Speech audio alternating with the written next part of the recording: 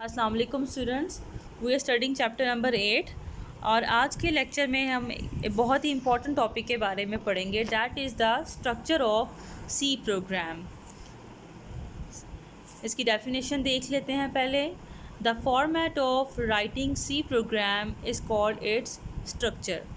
सी program को लिखने के लिए हमें जिस फॉर्मेट को फॉलो करना पड़ेगा, that is called the structure of C programme.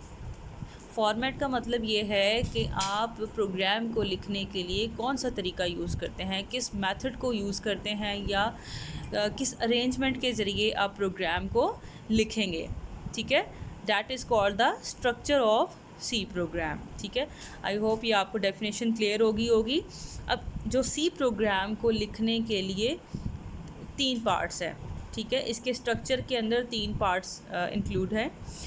First is preprocessor directive, second is main function and the third is program body या इसे सी स्टेटमेंट्स भी कहते हैं। ठीक है, तो अब वन बाय वन हम इसके सारे पॉइंट्स को डिस्कस करेंगे। तो कोई भी प्रोग्राम आपने लिखना होगा तो उसको लिखने के लिए ये तीनों स्टेप्स फॉलो करने होंगे। ठीक है, आप और इनकी जो अरेंजमेंट है वो आप चेंज नहीं कर सकते। इसी तरीके से ये आप इनको स्टेप वाइज फॉलो करेंगे। सबकी जो भी प्रोग्राम आपने लिखना होगा, आप लिखने के लिए इन स्टेप्स को फॉलो करेंगे। अच्छा, यहाँ पे एक एग्ज़ाम्पल प्रोग्राम लिखा है मैंने और इस एग्ज़ाम्पल के ज़रिए मैं आपको सी प्रोग्राम के स्ट्रक्चर को एक्सप्लेन करूँगी। ठीक है, जैसे अब ये देखें, एक छोटा सा प्रोग्राम है जिसमें ये तीनों पार्ट्स यहाँ पे ये विजिबल हैं आपके लिए। जैसे फॉर एग्ज़ाम्पल आप अगर फ़र्स्ट लाइन को देखें तो फ़र्स्ट लाइन में ये जो लाइन लिखी है प्रोग्राम की, डैट इज़ #include stdio.h। ठीक है, यहाँ पे ये pre processor directive first part को शो कर रही है। उसके बाद void main, that is indicating the main function. फिर उसके बाद ये कर्ली ब्रेसेस में ये स्टेटमेंट लिखी है, that is indicating the program body, या इसे हम सी स्टेटमेंट्स भी कहेंगे। ठीक है, ये तीनों यहाँ पे ये तीनों पार्ट्स आ गए हैं। ठीक है, तो इसी तरीके से कोई भी प्रोग्राम आपने लिखना होगा तो उसको लिखने के लिए ये तीनों पार्ट्स आप यूज़ करेंगे और उनकी जो अरेंजमेंट है वो भी इसी तरीके से होगी। ठीक है, चलें one by one in parts को हम एक्सप्लेन करते हैं। The first part is pre processor directive. सबसे जो पहली लाइन है किसी भी प्रोग्राम की, that is called the pre processor directive. Preprocessor directives are the commands that give instruction to the compiler before the execution of actual program. Preprocessor directives basically क्या है? These are commands. ये commands हैं जो कि compiler को instruction देती हैं before the execution of actual program, यानी कि एक्चुअल प्रोग्राम पे आने से पहले ये किसी किस्म की कंपाइलर को इंस्ट्रक्शन देती हैं, सिंपल। ठीक है, it is also known as the compiler directive. फिर इसके लिए एक और वर्ड यूज़ किया जाता है जिसे हम कंपाइलर डायरेक्टिव कहते हैं। ठीक है, उसके बाद preprocessor directives begin with the hash symbol and a keyword include or define. आपने एक और बात याद रखनी है कि जो भी प्री प्रोसेसर डायरेक्टिव होगी वो हमेशा हैश के सिंबल के साथ स्टार्ट होगी। ठीक है, और इसके साथ जो 2 वर्ड्स आप यूज़ कर सकते हैं, या तो यूज़ कर सकते हैं इंक्लूड और या फिर डिफ़ाइन। ये 2 कीवर्ड्स यूज़ करते हैं। ये 2 तरह की प्री प्रोसेसर डायरेक्टिव्स होती हैं। आगे नेक्स्ट स्लाइड में मैं आपको एक्सप्लेन करती हूँ इनके बारे में। ठीक है, बेसिकली जो ज़्यादा मोस्टली हम इसको यूज़ करते हैं प्री प्रोसेसर डायरेक्टिव में, जो फर्स्ट लाइन में, they are used to include the header files in the program. ये प्रोग्राम में हेडर फाइल्स को इंक्लूड करने के लिए इस्तेमाल की जाती हैं। ठीक है, उसके बाद preprocessor directive do not end with semicolon. Preprocessor directive के एंड पे हम सेमी कॉलन इस्तेमाल नहीं करते। Preprocessor directives are processed by a program called preprocessor. It is the part of C++ compiler.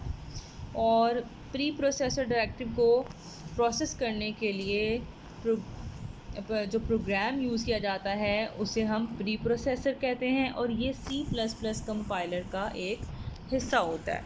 It modifies the C program before compilation, और compilation के process से पहले ये सोर्स प्रोग्राम को modify करता है। अब बेसिकली अब यहाँ पे काम क्या हो रहा है प्री प्रोसेसर डायरेक्टिव का। प्री प्रोसेसर डायरेक्टिव बेसिकली ये इंस्ट्रक्ट कर रही है या कमांड दे रही है कंपाइलर को before the execution of actual program. Actual program से पहले उसको किसी किस्म की इंस्ट्रक्शन दे रही है। वो उसे क्या इंस्ट्रक्शन दे रही है?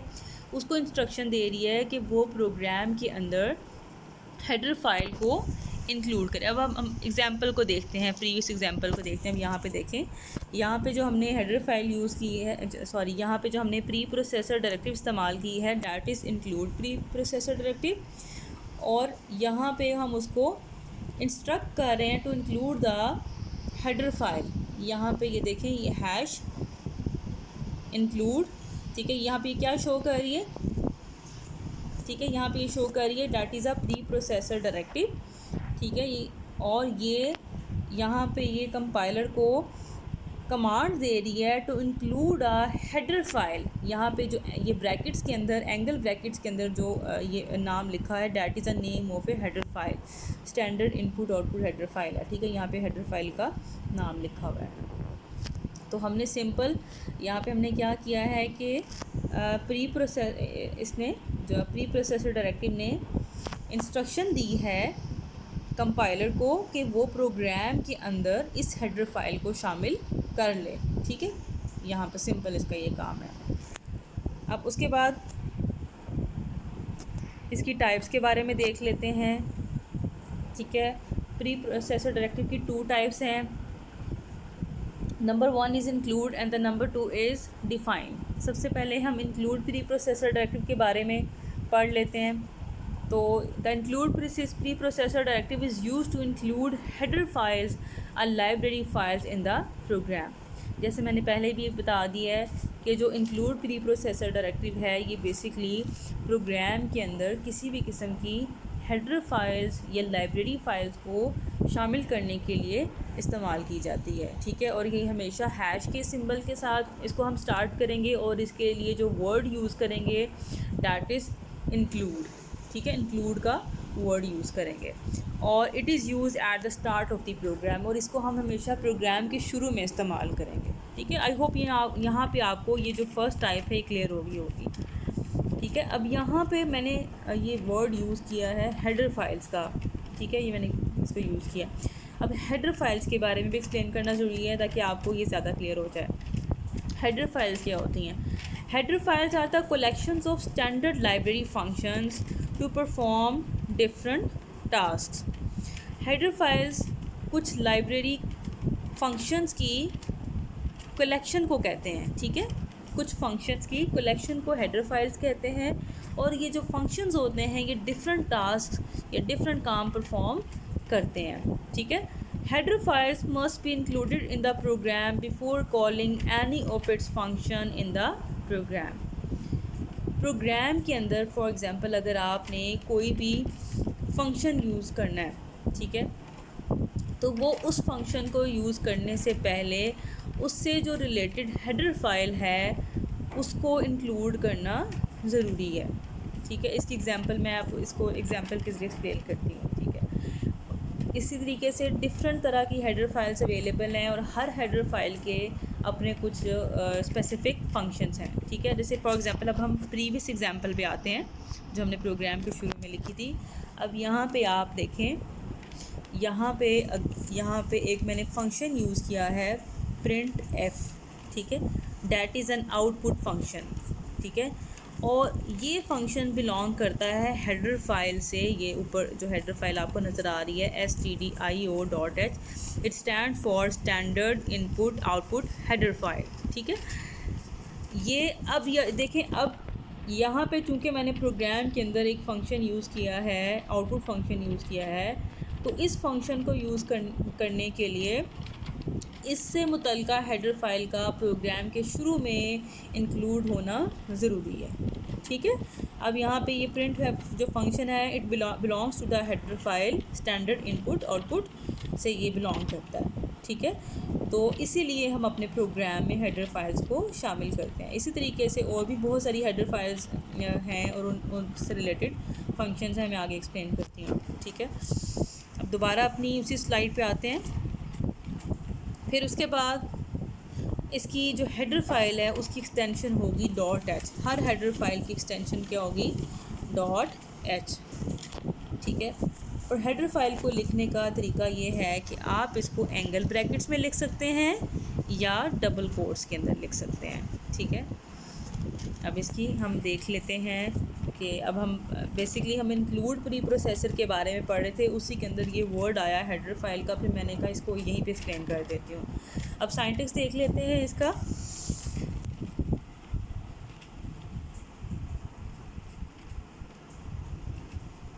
ओके, ये सिंटैक्स इसका यहाँ पे है।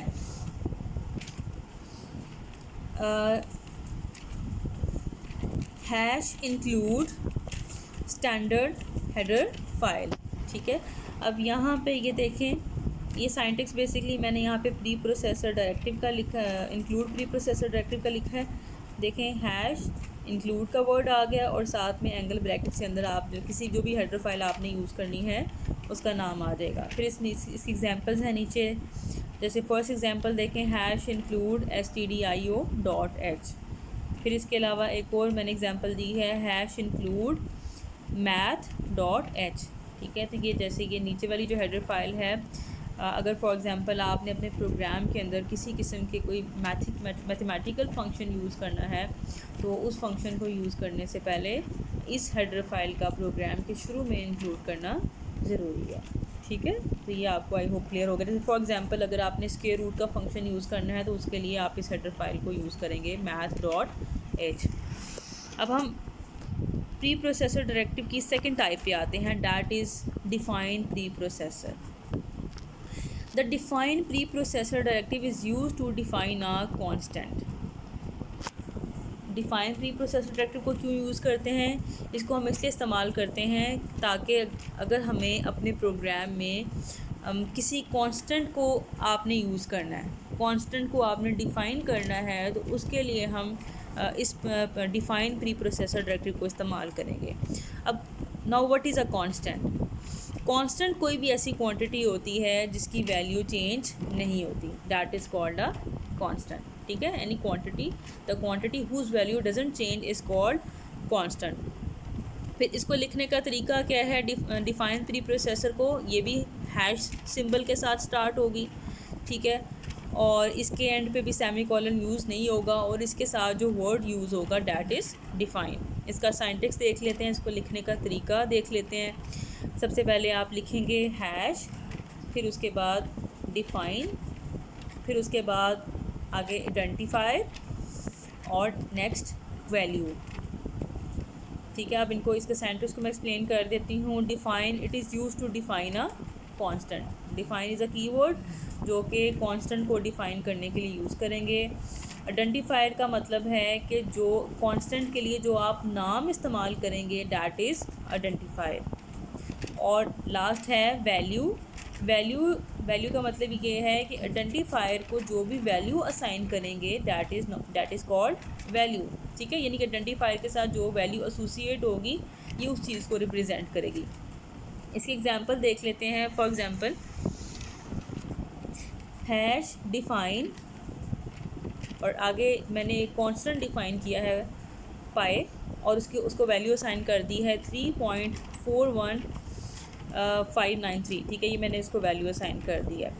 अब अब यहाँ पे पाई इंडिकेट कर रहा है आइडेंटिफायर को और 3.41593 ये वैल्यू को इंडिकेट कर रही है, ठीक है। अब प्रोग्राम में जहाँ पे भी पाई का वर्ड यूज़ होगा तो वहाँ पे उसको वो रिप्लेस, मैंने यहाँ पे क्योंकि पाई को एज अ कांस्टेंट डिफ़ाइन कर लिया है, ठीक है। तो अब प्रोग्राम के अंदर जहाँ जहाँ पे पाई का वर्ड आएगा वहाँ पे ये उसको रिप्लेस कर देगा उसकी वैल्यू के साथ। उसकी वैल्यू क्या है? 3.41593, ठीक है। उसके साथ ये उसको रिप्लेस कर देगा। इस तरह से कोई एग्जांपल मैंने दी है, हैश डिफाइन सिटी और उसको वैल्यू असाइन कर दी है इस्लामाबाद। अब यहाँ पे सिटी को मैंने एज अ कांस्टेंट डिफ़ाइन किया है और जहाँ जहाँ पे अब प्रोग्राम के अंदर सिटी का वर्ड यूज़ होगा वहाँ पे ये उसको रिप्लेस कर देगा उसकी वैल्यू के साथ। वैल्यू यहाँ पे क्या मैंने दी है, इस्लामाबाद, तो इस्लामाबाद के साथ उसको ये रिप्लेस कर देगा। तो आई होप आपको ये दोनों टाइप्स जो हैं क्लियर होंगी।